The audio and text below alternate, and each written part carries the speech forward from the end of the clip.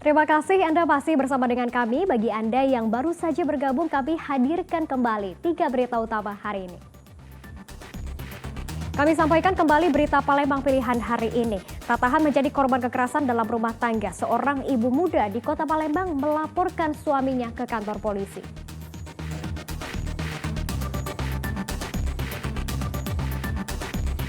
Melambungnya harga cabai di Kota Palembang berimbas terhadap harga cabai giling.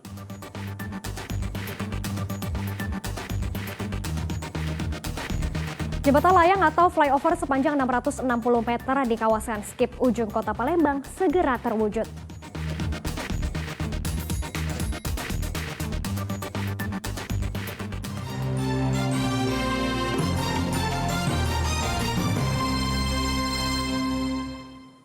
Melambungnya harga cabai di pasaran berimbas terhadap penjualan cabai giling di Kota Palembang. Pedagang cabai giling terpaksa harus ikut menyesuaikan naiknya harga cabai. Mahalnya harga cabai di pasaran berdampak terhadap penjualan cabai giling di Kota Palembang. Para pedagang cabai giling di Pasar 10 Ulu, Kota Palembang terpaksa menyesuaikan harga cabai yang terus meroket. Meski terasa berat, namun cara ini harus mereka lakukan untuk mengurangi kerugian yang lebih besar. Harga cabai giling mengalami kenaikan 2 kali lipat dari harga biasanya. Harga cabai merah giling yang semula Rp30.000 per kilogram naik menjadi Rp60.000 per kilogram. Cabai hijau giling naik dari Rp18.000 menjadi Rp50.000 per kilogram.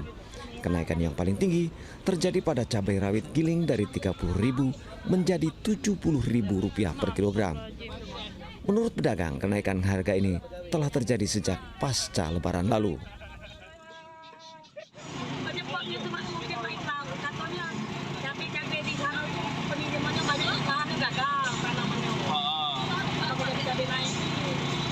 Karena musim kemarau atau musim penghujan?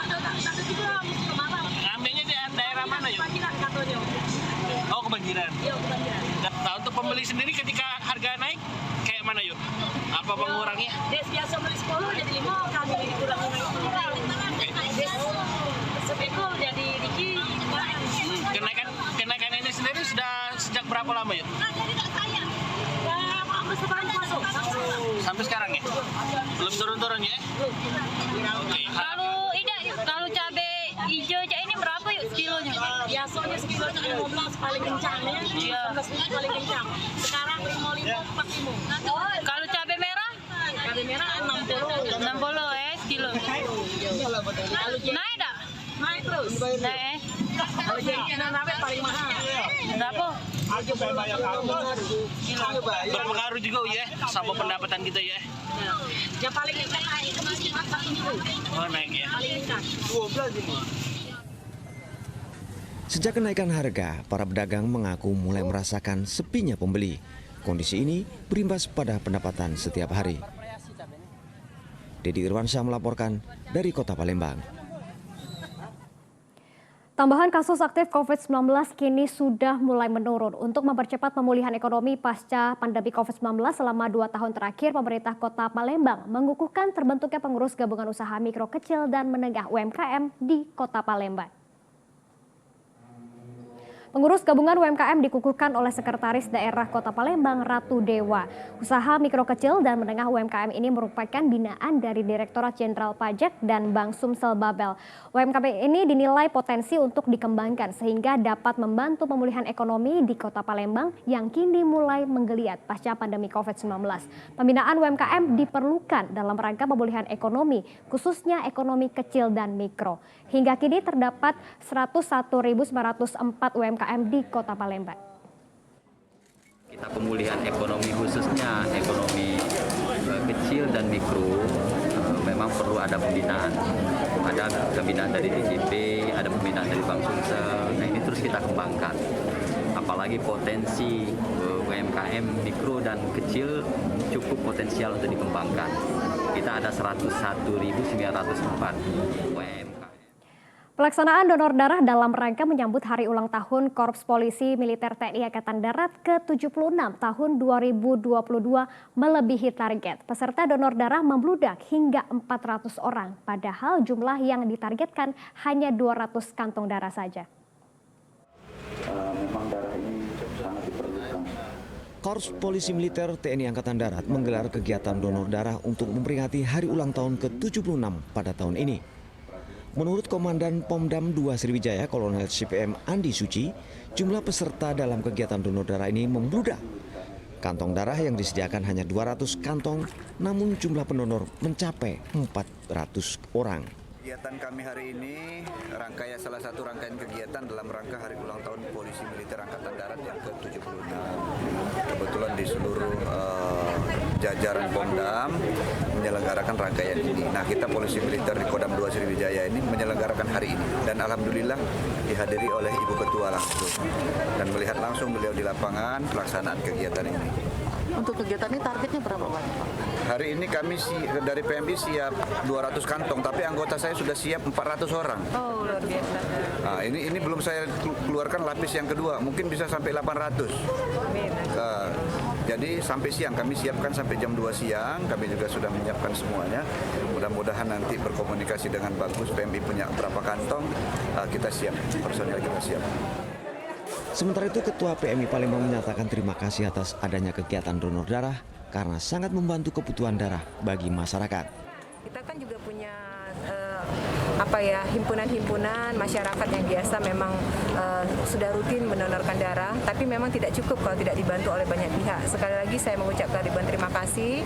Mudah-mudahan di tengah pandemi yang sudah melanda ini, masyarakat kembali sadar untuk melaksanakan kegiatan donor darahnya. Ingat ya, 2 bulan sekali, bukan 3 bulan lagi, 2 bulan sekali sudah bisa mendonorkan darah. Dan ini baik bukan hanya untuk si penerima, tapi juga kita yang memberikan. Jadi sekali lagi saya menghimbau, mari donorkan darahnya, karena ini juga untuk menjaga kesehatan kita bersama.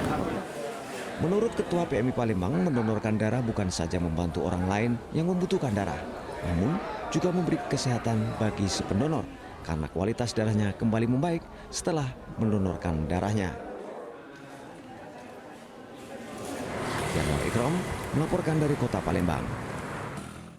Penantian masyarakat Palembang untuk memiliki jembatan flyover akhirnya segera terwujud setelah Gubernur Sumatera Selatan Rabu kemarin meluncurkan proyek pembangunan jembatan layang Sekip Ujung. Pembangunan jembatan layang akan rampung pada akhir tahun 2023. Keinginan warga Palembang memiliki jembatan layang sejak tahun 2017 dan baru sekarang terwujud. Demikian disampaikan Wali Kota Palembang Harno Joyo yang hadir dalam peluncuran proyek pembangunan jembatan layang. Mewakili masyarakat, Wali Kota Palembang mengucapkan terima kasih kepada pemerintah hingga terlaksana pembangunan jembatan layang ini. Mengucapkan terima kasih kepada semua pihak bahwa hari ini cita-cita kita sudah cukup panjang, sudah cukup lama ya. Ini kan mulai MS-nya 2017, baru terwujud hari ini. Tadi Pak Gubernur sudah menyampaikan itu karena alasan pandemi, tapi kami mengucapkan terima kasih kepada semua pihak, khususnya masyarakat yang terkena dampak dari pembangunan ini, yang telah merelakan lahan dia untuk kita bangun dalam rangka mengurai kemacetan yang terjadi Basuki Rahman harus bangun. Lagi kami mengucapkan terima kasih atas dukungan. Mudah-mudahan kita doakan proyek ini bisa cepat selesai, tepat waktu, bahkan lebih cepat ya, dari waktu yang telah ditentukan selama 21 bulan. Ya. Sementara Gubernur Sumatera Selatan Herman Deru menyatakan untuk membangun jembatan layang, pihaknya telah melalui proses panjang karena mengalami keterlambatan. Banyak hal yang harus dilewati, antara lain proses ganti rugi dan lainnya. Gubernur mengucapkan terima kasih atas dukungan masyarakat dan pemerintah pusat. Hingga akhirnya proyek jembatan layang dengan anggaran 152,9 miliar rupiah yang akan dibangun dari PLPT Skip hingga ke SPBU bisa terwujud. Diharapkan jembatan sepanjang 660 meter dengan bentangan konstruksi jembatan sepanjang 160 meter bisa selesai dalam waktu 21 bulan atau rampung pada akhir tahun 2023 kelak.